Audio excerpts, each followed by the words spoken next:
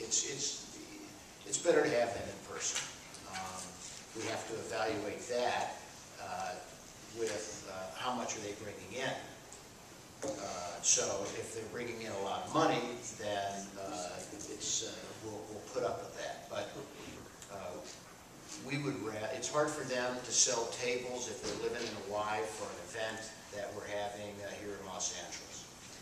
Well, one of the things that we're doing, because we cover such a large geographic area, sometimes people up in Santa Clarita or out in the far eastern parts of Pomona and Claremont might as well be out of state.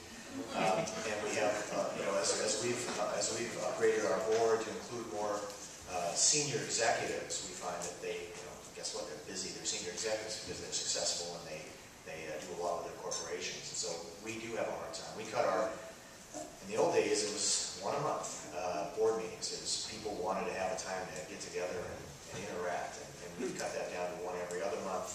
Maybe someday we'll get to one a quarter, but I think there's still enough for us to do.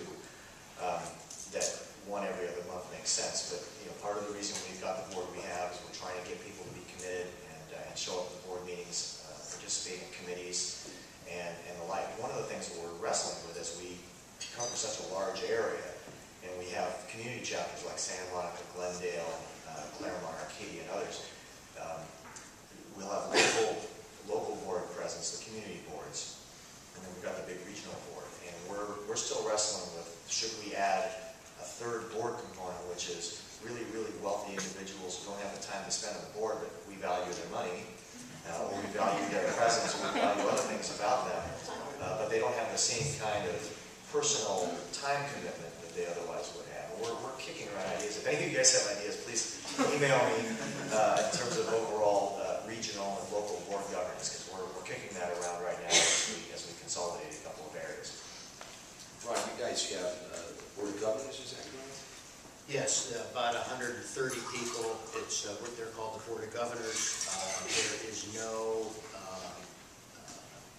expectation for them to come in and commit to a certain level in terms of fundraising. It's the Board of Governors who elect our Board of Directors. Part of the process might be you first serve on the Board of Governors, see how you like it, and then move on to the Board of Directors. And then within, and Jeff, you can comment too, within this structure, I think it's helpful for audience members. How are your committees, task force? I mean, you don't have to reveal everything, but in terms of how you view that, are you actively availing yourself of smaller groups, if you will? Oh, absolutely, yeah. And we ask each of our board members to make at least 4 of the 6 board meetings and participate actively on at least one of the committees. And some board members have time, capacity, and interest to do more than that, which we welcome. But we ask everybody to participate on at least one. We've got about 7 different committees that are ongoing at any moment in time, from finance and investment to HR and volunteer programs and things like that. So there's plenty for people to do.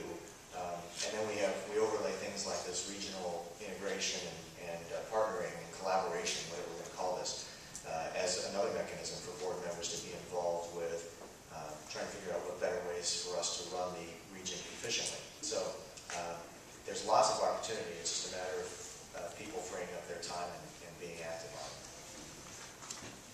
it. Question? Yeah, we've got to reconstitute our passive board. And I found a diplomatic way to get rid of them by asking them to do more work than they've been ever having to do. But my question is really, do you rotate your boards on a time basis, or are they there, the good ones stay and stay and stay? How do you manage that? Because our bylaws read like we're supposed to rotate. I think most organizations that I know rotate their boards. We don't. We don't at all. We've been criticized for not. But I have a guy that's given us $100,000 a year. I'm not going to rotate him off because he's going to go after him and he's going to end up at the Red Cross. I'm keeping him close to me. No, I mean, we don't rotate them. They have 3-year terms. Yeah. And after those 3-year terms, they can be reelected for another 3-year term for life. Our bylaws say that after, well, there's two versions of the bylaws, but the most recent bylaw, you can be re-elected up to 3 consecutive 3-year terms, then you have to be off for 2. But I'm with Ron. If there's somebody who's really actively engaged and wants to do this and wants to contribute, there's no reason not to have them on the board.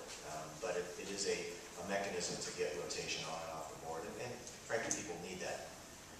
You know, some of my clients, the way they get around that, for those people that have to rotate off, they don't want to lose them, is that they allow them to be on the board with no voting privileges. Yeah, we have ex officio members too, and we may end up going that road, but I think it's a lot more meaningful for people who really want to be engaged to let them be engaged, so we'll explore that. Bill? Mr. Sakaguchi. Yes. It's interesting because you've got to raise money for your ongoing public outreach, education, disaster preparedness, and yet you can only prepare so much for a disaster, let's say here locally in Los Angeles. So we experienced a major earthquake. Is part of your planning process, let's say now, Texas donate, for example, you say, gee, if we have a major disaster, we need $20 million. We have a campaign already, in essence, in place to do that. Yes. So one thing about the American Red Cross and even the way the International Red Cross supports its member chapters around the world, when we have a local disaster, we have about one a night here, where a single family fire or other disaster where somebody is left homeless or is otherwise affected. And then we have minor issues like some localized mudslides or localized flooding or things that are handled really on a local basis. And we fund that ourselves through our member contributions and things like that.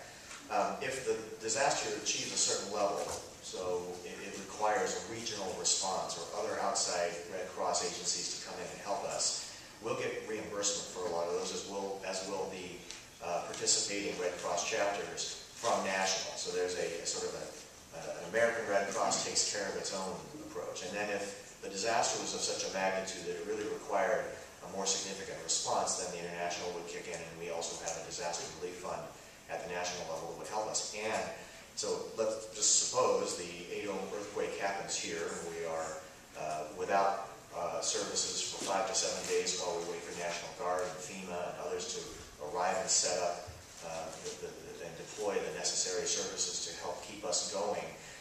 National would automatically launch financial fundraising programs.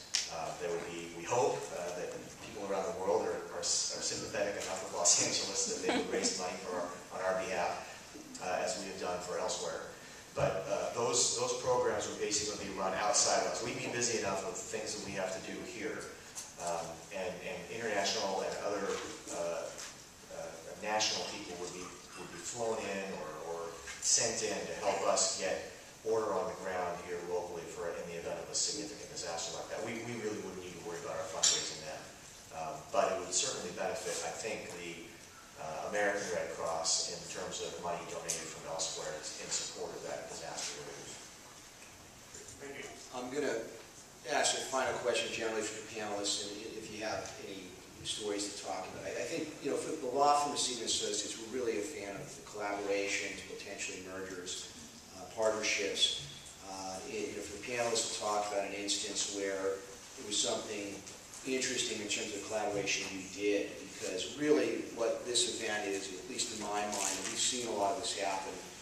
Ron Cohen, for example, at a small breakfast I had an interaction with our client Kelly Gonzalez at the Mulligan Project.